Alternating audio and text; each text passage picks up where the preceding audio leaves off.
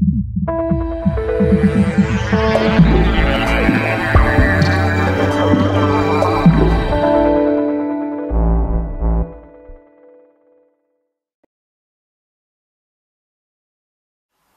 à tous, c'est Florent Fouque et on se retrouve sur ExcellenceOpérationnelle.tv pour traiter une nouvelle question que vous m'avez posée via le site.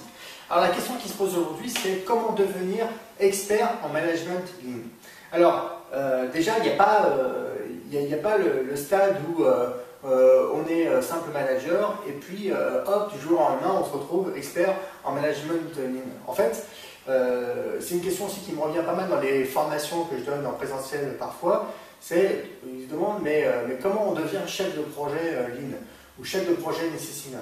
Et en fait, la question ne se pose pas comme ça. La question se pose en quel est le premier projet que vous allez pouvoir mener sur l'excellence opérationnelle où vous allez vous-même utiliser ces outils-là. Ou peut-être que même dès demain, vous pouvez utiliser un premier outil comme une AMDEC, une VSM ou, je ne sais pas, un Logigram pour déjà pouvoir commencer à cartographier un processus. Mais l'idée, c'est de ne pas tout de suite se faire une montagne de ces choses-là, c'est de commencer immédiatement par la première chose à faire. Est-ce que vous avez un projet à mener? Ou si vous n'avez pas un projet à mener, est-ce que vous avez un processus sur lequel ça serait bien de mieux comprendre ce qui se passe? Et donc, dans quel cas, vous pouvez cartographier.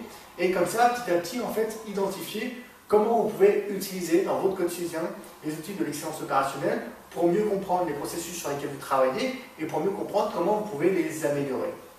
Et donc, c'est pas plus difficile que ça, en fait, il suffit juste de pratiquer. Et donc, l'excellence opérationnelle, comme n'importe quelle discipline, c'est une discipline qu'il faut pratiquer, pratiquer, pratiquer. Et plus on pratique, et plus on devient à l'aise. Par exemple, il y a encore 2-3 ans, j'utilisais jamais les post-it pour trouver des idées. J'utilisais uniquement les mind maps sur mon ordinateur. Et ben aujourd'hui, je suis beaucoup plus créatif quand j'utilise mon paper avec des post-it. Et donc maintenant, j'utilise des papers avec mon post-it. Donc vous voyez, il suffit juste de s'y mettre, de prendre conscience qu'on a aujourd'hui, on se fixe une barrière à ne pas utiliser les choses.